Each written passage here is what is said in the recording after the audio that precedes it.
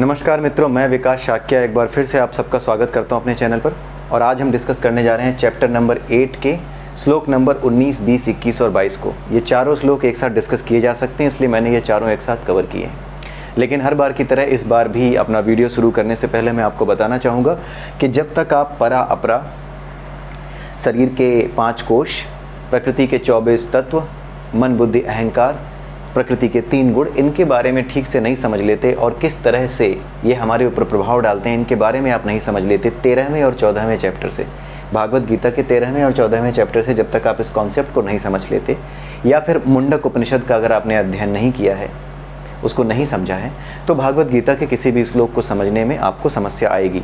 और ख़ास करके 13वें और 14वें चैप्टर को अगर आपने नहीं पढ़ा है, नहीं समझा है कि वहाँ क्या समझाया गया है, क्या परा है क्या अपरा है, किस तरह से जीवात्मा किसे हम कहते हैं और किस तरह से आत्मा हम किसे कहते हैं, किस तरह से शरीर के 5 कोश प्रभावित होते हैं, अगर ये आपने नहीं समझा तो आपको गीता के श्लोकों को समझने में दिक्कत होगी। कभी कोई अर्थ समझ में आएगा, कभी कोई अर्थ समझ में आएगा, लेकिन एक अर्थ और सही अर्थ आपको समझ में आए, उसके लिए बहुत ज़रूरी है कि आप उपनिषदों के इस महान ज्ञान को अवश्य समझें, जहाँ परा अपरा, शरीर के 5 कोशों के बारे में, प्रकृति के 24 तत्वों के बारे में और प्रकृति के 3 गुणों के बारे में बताया गया है। इनको जरूर समझें, तभी आपको ये ठीक से समझ में आएंगे सारे श्लोक। ठीक है, आइए देखते हैं 19वें, 20वें और 21वें, 22वें श्लोक में भगवान श्री कृष्ण क्या कह रहे हैं। तो ये श्लोक मैंने यहाँ लिखे नहीं है क्योंकि जगह कम होती है यहाँ पर, तो इस वजह से मैंने उनके अर्थ यहाँ पर लिख दिए हैं जो हमें डिस्कस करने हैं। आप कहीं से जा कर के देख सकते हैं क्या लिखा है संस्कृत में, उसकी क्या मीनिंग है, लेकिन यहाँ पर हम सिंपली डिस्कस करने जा रहे हैं कि इन श्लोकों में कहा क्या गया है। अब आते हैं 19वें श्लोक में। 19वें श्लोक में भगवान श्री कृष्ण क्या कह रहे हैं कि ब्रह्मा का दिन आने पर जितने भी जीव हैं इस संसार में वो प्रकट होते हैं और ब्रह्मा की रात आने पर वो असहायवत विलीन हो जाते हैं। मतलब ऐसे लगता है जैसे वो कुछ कर ही नहीं सकते, अपने जीवन को बचाने के लिए कुछ भी नहीं कर सकते, ये सृष्टि पूरी नष्ट हो जाती है। ठीक है, अब ये सोचने वाली बात है कि पिछला जो श्लोक था उसमें क्या कहा था भगवान श्री कृष्ण ने कि ब्रह्मा का दिन आने पर सारे जीव अव्यक्त से व्यक्त होते हैं। ठीक है, नहीं थे, आ जाते हैं। यहाँ पर भी ब्रह्मा का दिन आने पर जीव प्रकट होते हैं और रात आने पर विलीन हो जाते हैं। अगर दोनों श्लोक आप ध्यान से देखेंगे, जाकर के देखिएगा, तो आपको ऐसा लगेगा कि इन दोनों श्लोकों में वास्तव में डिफरेंस क्या है, ये दोनों श्लोक अलग अलग क्यों कहे हैं। और यहीं पर आपको समझ में आ जाएगा कि भागवत गीता समझना इतना मुश्किल क्यों हो जाता है कभी कभी, क्योंकि ये सारी की सारी चीज़ें मेटाफोरिक लैंग्वेज में लिखी हुई हैं। और साथ में जब तक आपको उपनिषदों का ठीक से ज्ञान नहीं है, आप बातों के अंतर को नहीं समझ पाओगे। 2 श्लोक जिसमें बिल्कुल एक जैसी बातें कही जा रही हों, उनके बीच में डिफरेंस करना बड़ा मुश्किल हो जाता है कि आखिर में वहाँ क्या कहा जा रहा है और यहाँ क्या कहने की कोशिश की जा रही है। अब इसे ध्यान से समझते हैं। पिछले श्लोक में हमने बात की थी अव्यक्त से व्यक्त की। अव्यक्त का मतलब क्या होता है? मैं किसी कंपनी का कर्मचारी हूँ, मान लीजिए कि मेरी कंपनी बड़ी बड़ी बिल्डिंगें बनाती है। मेरे मैनेजर ने मुझसे कहा कि विकास, एक ऐसा प्लॉट ले करके, इतने गज का या इतने बाई इतने का प्लॉट ले करके वहाँ पर हमें एक मॉल बनाना है। ठीक है, मेरे मैनेजर की इच्छा थी, मेरे मैनेजर की प्लानिंग थी कि ये होना है। उसने मुझे बताया, मुझे ये जिम्मेदारी दी कि मैं वो प्लॉट बनाऊँ। ठीक है, तो जब वो मॉल बनाऊँ, जब वो मॉल मुझे बनाना है, तो क्या वो मॉल जाके सीधे मैं वहाँ पे एम्प्लॉय लगा दूँगा, मजदूर लगा दूँगा, सब कुछ लगा दूँगा? नहीं, वो मॉल जो बनना है अभी वो दिख नहीं रहा, वो अव्यक्त है। ठीक है, ये सृष्टि जो करनी है वो अव्यक्त है, अभी कहाँ पे है? वो मेरे दिमाग में उसकी एक प्लानिंग बनेगी। ठीक है, इच्छा मेरे मैनेजर की, यहाँ पर आप उसे समझ सकते हो परा, यानी परमात्मा की इच्छा। मैनेजर को परमात्मा नहीं कह रहा हूँ, अपने आप को ब्रह्मा नहीं कह रहा हूँ, समझने में आसानी के लिए मैं बता रहा हूँ। ब्रह्मा यानी मेरे मन में मुझे आदेश मिला, किसकी ओर से? मेरे मैनेजर की ओर से, परमात्मा की ओर से ब्रह्मा को आदेश मिला कि निर्माण करो। आदेश कैसे मिला? ये नियम बना हुआ है कि सतयुग, त्रेता, कलयुग, द्वापर का पूरा नियम बना हुआ है कि किस तरीके से चलना है। तो ब्रह्मा को स्वयं पता है कि किस समय उन्हें क्या काम करना है। उन्हें आदेश मिला हुआ है, लेकिन हर बार उन्हें धक्का नहीं देना पड़ता। जैसे हमारे यहाँ कुछ लोगों को धक्का देना पड़ता, भाई काम कर, सुबह हो गई।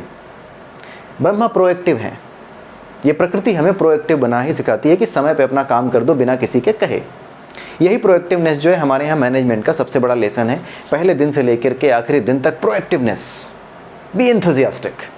बड़े बड़े फैंसी वर्ड्स यूज़ किए जाते हैं, ये कुछ नहीं है, ये सारे के सारे यहीं से हमारे जो वेदों का ज्ञान है वहाँ पे ये सारा पहले से अवेलेबल है। आपको स्वयं इस प्रकृति को निहारते हुए समझ में आ जाएगा कि ये प्रकृति स्वयं में प्रोएक्टिव है और इसीलिए ये बड़ी परफेक्टली चल रही है। हम आते जाते रहते हैं, ये शाश्वत रहती है। एक समय जब इसका नष्ट होने का समय आता है तभी वो नष्ट होती है। हमारा भी नष्ट होने का समय आता है तभी नष्ट होते हैं, लेकिन हम प्रकृति के नियम के अनुसार नहीं चलते। कभी सो रहे हैं, कभी उठ रहे हैं, कभी कुछ कर रहे हैं, कभी कुछ कर रहे हैं, ठीक है, कोई नियम नहीं है, तो हमारी उम्र क्या होती है, कम हो जाती है। लेकिन ये प्रकृति अपने नियम के अनुसार वो चारों युगों के नियम को सही से फॉलो करती है, ठीक है। इसीलिए वो अपने नियम के अनुसार अपना समय पूरा करती ही करती है, ठीक है, क्योंकि वो शाश्वत है, वो नियम का पालन करती है, हम नहीं करते। तो यहाँ पर जो बात हो रही है वो क्या है, अव्यक्त से व्यक्त करने की। यानी मेरे दिमाग में प्लानिंग है अभी कि मैं क्या करूँगा, मैं बिल्डिंग बनाऊँगा, मॉल बनाऊँगा, तो अभी मेरे दिमाग में उसका प्लान बनेगा, एक पेपर पे प्लान बनेगा, कुछ इंजीनियरों को बैठाऊँगा, उनसे पूछूंगा कैसा बनेगा। ये अव्यक्त है, प्लानिंग चल रही है। जब ये प्लान बन जाएगा फिर ये व्यक्त हो जाएंगे। यानी जो पिछला श्लोक था 18वां श्लोक, वो किसके लिए था, वो उनके लिए था, किसके लिए, ब्रह्मा के लिए। वो श्लोक ब्रह्मा के लिए था कि वो ईश्वर की आज्ञा से, परमात्मा की आज्ञा से ब्रह्मा निर्माण शुरू करते हैं, प्लानिंग शुरू करते हैं, इंजीनियरिंग शुरू करते हैं इस पूरे के पूरे अपरा की, कि कैसे कैसे उनको पता है, मशीनरी पता है, मॉल क्या होता है, जैसे मुझे पता है मॉल क्या होता है, मुझे उसमें क्या बनाना है। मॉल को मैं घर की तरह नहीं बना सकता, फ्लैट की तरह नहीं बना सकता जहाँ लोग रहते हों, तो आई नो कि क्या मशीनरी बनानी है, मुझे कैसा बनाना है, ठीक है। तो अव्यक्त, पहले जो मॉल मुझे बनाने को कहा गया था वो मेरे दिमाग में ही है, मेरे दिमाग में है कि मॉल बनाना है, उसको हमने पेपर पे उतारा। अब उसको व्यक्त किया कैसे, वहाँ मजदूर लगा दिए, काम शुरू हो गया, ईंटें वींटें लगनी शुरू हुई, वहाँ पे जो है चिनाई विनाई शुरू हुई और अब वो व्यक्त होने लगा, दिखने लगा, व्यक्त हो गया।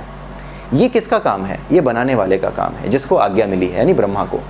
तो पिछला श्लोक ब्रह्मा के लिए था, लेकिन ये किसके लिए है, प्रकट होना, ये जीवों के लिए है। यानी उस मॉल में जो लोग आएंगे खरीदारी करने, वहाँ आनंद लेने जो आएंगे, भ्रमण करने जो आएंगे, पैसे खर्च करने जो आएंगे, ये उनके लिए है। यानी जीवों के लिए जो प्रकट होते हैं, जो इस अपरा का आनंद लेंगे, इस अपरा में तरह तरह की इच्छाओं की वजह से यहाँ पर जन्म लेंगे, उसी को प्रकट होना कहते हैं। प्रकट क्यों कहा गया, क्योंकि इच्छा से जुड़ी हुई चीज़ है। कोई भी चीज़ प्रकट कब होती है, जब इच्छा हो। कोई आदमी तुम्हारे सामने कब आता है अचानक से, जब कोई इच्छा हो, तुमसे मिलने की इच्छा थी, कोई काम था, ठीक है, तभी वो आया। उसी तरीके से जब ये अपरा में मान लीजिए कि एक कल्प पूरा हो गया, एक कल्प पूरा होते ही अपरा खत्म, लेकिन इसमें जितने जीव थे उनके कर्मों की वजह से, उनके जो वासनाएं थी उसकी वजह से उनको अभी और जन्म लेने थे, लेकिन एक कल्प तक अब रात रहेगी ब्रह्मा की। तो इसलिए क्या होगा, अब वो जीव अव्यक्त रहेंगे, लेकिन उनकी जो वासनाएं हैं वो तो कहीं ना कहीं बैठी हुई हैं, उनको तो समय नहीं मिल रहा, उनको तो जगह नहीं मिल रही कहाँ वो पैदा हों, क्योंकि अपरा में कुछ है ही नहीं पैदा होने के लिए, इसलिए वो पैदा नहीं हो पाते। ये प्रकृति पूरी तरह से खाली हो जाती है, मशीनरी बंद हो जाती है, तो पैदा नहीं हो पाते। लेकिन जैसे ही ये मशीनरी वापस चलती है एक कल्प की रात के बाद, ब्रह्मा का जब अगला दिन आता है, ठीक है, यानी ब्रह्मा का अगला जन्म जब होता है, जब वो इस अपरा को दोबारा चलाना शुरू करते हैं, तो क्या होता है, फिर यहाँ पे जो जीव आते हैं, जो जीवात्माएं जो पिछली बार अपनी वासनाएं अधूरी रह के छोड़ गए थे, वो अपनी वासनाओं को जीने के लिए तरह तरह के शरीर फिर से पकड़ेंगे। सुअर, कुत्ता, गाय, बिल्ली जैसे शरीर हों, जैसी वासना वैसा शरीर। अगर आपकी वासना सुअरों जैसी है तो सुअरों जैसा शरीर मिलेगा, ठीक है। आपकी वासना किसी अच्छे इंसान की जैसी है, महापुरुष जैसी है, तो आपको आदमी का शरीर मिलेगा ताकि आप इंसानों की सेवा कर सको। तो जैसी वासना वैसा शरीर आपको मिलता रहेगा, ठीक है। तो ब्रह्मा का दिन आने पर जीव प्रकट और रात आने पर विलीन। तो 19वां श्लोक जीवों के लिए है और 18वां श्लोक किसके लिए था, ब्रह्मा के लिए था। अब देखते हैं 20वां श्लोक। ये हम पहले ही डिस्कस कर चुके हैं, बहुत सिंपल सा है। भगवान श्री कृष्ण कह रहे हैं कि ये जो प्रकृति है जिसके बारे में मैं बता रहा हूँ उसको अपरा कहते हैं, लेकिन इसके अलावा एक प्रकृति और है। इसके बारे में हम जो साइंस वाला पोर्शन है 13वें से 18वें में पता नहीं कितनी बार बात कर चुके हैं, तो उसी की बात कर रहे हैं, परा की। तो उन्होंने कहा है कि एक अन्य प्रकृति है परा प्रकृति, जो शाश्वत है, जो कभी नष्ट नहीं हो सकती। अपरा नष्ट होती है, एक कल्प के बाद नष्ट हो जाती है, एक कल्प तक चलती है, लेकिन ये जो परा है ये शाश्वत है। जिस तरीके से अपरा में जीवन होता है, लेकिन ये जीवन दुखों से भरा हुआ होता है। क्यों?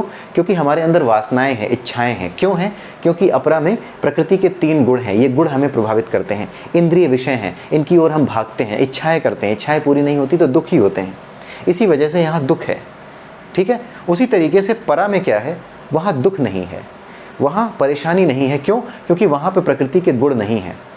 ये गुण जो कि आदमी को परेशान करते हैं, नीचे ऊपर उठाते हैं, ये गुण वहाँ नहीं है। जब वहाँ ये गुण नहीं है तो आदमी वासनाएं, इच्छाएं कुछ करता नहीं है। इस वजह से वो जिस स्थिति में है, अपनी शाश्वत स्थिति में, यानी परमात्मा जैसी प्रकृति में स्थित होकर के परमात्मा की तरह की जो स्वरूप, परमात्मा की तरह का स्वरूप प्राप्त करके वो वहीं पर रहता है। जैसे यहाँ पे जीवन चलता है वैसे ही परा में भी चलता है। वहाँ पर भी जैसे हम यहाँ गाय भैंस कुत्ते बिल्ली पालते हैं, हो सकता है वहाँ पर भी इस तरह के जीव हों, लेकिन हमारा जो सनातन साहित्य है उसके बारे में बहुत ज़्यादा नहीं बताता। वो सिर्फ इसके बारे में बताता है क्योंकि यही हमारे लिए बहुत है। यही हमारे लिए इतना टेढ़ा है कि कुछ व्याख्या करते हैं, कुछ लोग कुछ व्याख्या करते हैं। कुछ ऐसे लोग जो कि अघोषित विद्वान हैं, स्वघोषित विद्वान हैं, जिन्होंने कभी देखा नहीं, वो सबसे ज़्यादा समझदार बनते हैं इसको समझाने में। मुझे तो समझ नहीं आता कि ये कौन से कहाँ से आते हैं ये लोग, कौन हैं ये लोग। ठीक है, खैर उनकी छोड़िए, वो तो पागल हैं। अगली देखते हैं, अप्रकट एवं अविनाशी धाम मेरा धाम है। 21वें श्लोक में भगवान श्री कृष्ण कहते हैं कि जो मेरा धाम है वो अप्रकट है।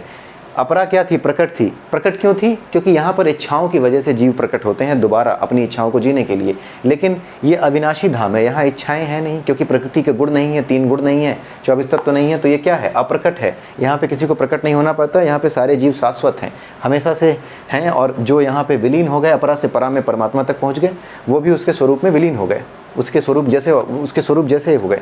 ठीक है, तो अप्रकट और अविनाशी धाम, ऐसा धाम केवल मेरा धाम है और वहाँ जाने वाला वापस नहीं लौटता। क्यों नहीं लौटता? ये रीजनिंग आप समझ गए होंगे। ठीक है, वही, अब वहाँ पे कोई प्रकृति का गुण नहीं है जो उन्हें प्रभावित करे, जो ऊपर नीचे गिराए, इसलिए वो वहीं रहते हैं। एक बार वहाँ पहुँच गए फिर वहीं रहते हैं। ठीक है, गड़बड़ यहाँ पे होती है अपरा में, क्योंकि यहाँ पे प्रकृति के 3 गुण हैं, मन बुद्धि अहंकार है, वासनाएँ हैं, इच्छाएँ हैं, इन 24 तत्वों की वजह से, जिसकी वजह से आदमी बार बार जैसी वासना करते हुए समय अपना जीवन गुजारता है वैसी ही वासना लेके वो मर जाता है, और उसी वासना के साथ उसकी जीवात्मा जैसी उसकी वासना है वैसा उसका शरीर धारण कर लेती है। लेकिन अप्रकट और अविनाशी धाम जो कि परमात्मा का धाम है, पराधाम है, वहाँ से वापस नहीं आना होता। 22वें श्लोक में भगवान श्री कृष्ण कहते हैं कि भगवान यानी मैं, भगवान श्री कृष्ण खुद को कह रहे हैं कि परमात्मा यानी जो परा है, परमात्मा जो रहता है वो अनन्य भक्ति से प्राप्त हो सकता है। उसे केवल भक्ति से ही पाया जा सकता है। चाहे आप कितने भी ज्ञानी हो जाएं, चाहे आप कितने ही बड़े कर्मयोगी हो जाएं, चाहे आप कोई भी हो, ठीक है, कितने ही बड़े पूजा पाठ करने वाले हों, जब तक अनन्य भक्ति यानी संपूर्ण विश्वास, अनन्य भक्ति मतलब पूर्ण समर्पण के साथ भक्ति, अपने सारे अस्तित्व के साथ भक्ति, कि मेरा जो ज्ञान है ना वो भी किसी काम का नहीं है, वो भी आपका ही है। ये जो ज्ञान है इसे जान के मैं क्या करूँगा, जो नष्ट हो जाती है सृष्टि उसको जान के क्या करूँगा, मुझे तो आप चाहिए। जो इस तरह के समर्पण भाव से ईश्वर को याद करता है वही अनन्य भक्ति करता है, और जो अनन्य भक्ति करता है उसे ही भगवान प्राप्त होते हैं। This is what Bhagavad Gita में भगवान श्री कृष्ण कह रहे हैं। अपने धाम में विराजमान होते हुए भी भगवान श्री कृष्ण सर्वव्यापी हैं, यानी भगवान परमात्मा अपने धाम में विराजमान होते हुए भी सर्वव्यापी हैं। इसका क्या मतलब है? एक बार हमने डिस्कस किया था कि जो परा है यानी जो परमात्मा है, उसके जो ब्रह्म है जिसको पर ब्रह्म कहते हैं या परमात्मा कहते हैं, उसके 3 रूप हैं। वो 3 रूपों में व्यक्त होता है। कौन से रूपों में?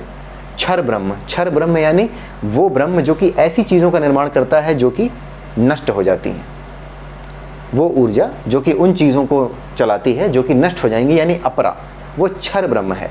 दूसरा क्या है? परा, जो कि कभी नष्ट नहीं होगी, शाश्वत है, उसको क्या कहते हैं? अक्षर ब्रह्म। उसके अलावा एक क्या है? परमात्मा, जो अपने धाम यानी पराधाम में रहता है, परालोक में रहता है। ठीक है, तो जो भगवान परालोक में रहता है वो हर जगह विद्यमान कैसे है? इन्हीं 3 शक्तियों से। एक तो वो परमात्मा होकर के, सर्वव्यापी स्वामी होकर के, सबका स्वामी होकर के वो अपने पराधाम में रहता है, और उसका जो 2 रूप हैं, बाकी के 2 रूप, एक अक्षर ब्रह्म जो कि परा का निर्माण करते हैं, और दूसरा क्षर ब्रह्म जो कि अपरा को चलाते हैं। इस तरीके से वो एक होते हुए भी इन 3 रूपों में सर्वव्यापी है, हर जगह व्याप्त रहता है। इसीलिए ऐसा कहा गया है कि अपने धाम में विराजमान होते हुए भी वे सर्वव्यापी हैं। इसीलिए मैं कह रहा हूँ कि अगर आप उपनिषदों को नहीं पढ़ते या नहीं समझा है, या फिर अगर उपनिषद पढ़ने का अवसर नहीं भी मिला है, तो भी अगर आपने 13वां और 14वां चैप्टर नहीं पढ़ा है भागवत गीता का, नहीं समझा है, तो भागवत गीता के श्लोकों को समझने में बड़ी समस्या आती है। ये लाइनें समझना मुश्किल हो जाता है कि क्यों ऐसा कहा जा रहा है। इसीलिए मैंने कहा कि जो साइंस है वो पहले हमने पढ़ लिया 13वें से 18वें चैप्टर तक। साइंस पढ़ने के बाद हमारी रीजनिंग कैपेबिलिटी डेवलप होती है, चीज़ों को एक्सप्लेन करने की रीजनिंग कैपेबिलिटी डेवलप होती है, साइकोलॉजी डेवलप होती है उस सब्जेक्ट की। तो अब भागवत गीता में आपकी साइकोलॉजी और रीजनिंग कैपेबिलिटी डेवलप होने लगी होगी, और आपको ये समझ में आने लगा होगा कि जो कुछ यहाँ लिखा है, अगर आप इस वीडियो को ना भी देखते ना, तो भी इसका अंदाज़ा आप लगा लेते। अंदाज़ा क्या, आप उसको यकीन के साथ जान जाते कि ये कहा जा रहा है। 18वें और 19वें श्लोक का अंतर आप स्वयं जान जाते कि ये 2 श्लोक क्यों लिखे गए हैं, एक जैसे लग रहे हैं देखने में। लेकिन वो एक जैसे दिखने के होने के बावजूद भी दो अलग अलग उद्देश्यों से कहे गए हैं। तो आज का वीडियो बस इतना ही, 22वें श्लोक तक ख़त्म हो चुका है। अब हम 6 श्लोक और बाकी हैं, हो सकता है 2 वीडियो और लगें, लेकिन ये 6 श्लोक अगले 2 वीडियो में हम ख़त्म कर देंगे, क्योंकि बहुत ही सिंपल है। हमने साइंस वाला पोर्शन पढ़ लिया है तो साइकोलॉजी वाला पोर्शन काफ़ी ईजी हो जाता है हमारे लिए समझना। ठीक है, तो इसी के साथ हम आज का वीडियो यहीं समाप्त करते हैं। अगले वीडियो में फिर मिलेंगे, तब तक के लिए नमस्कार।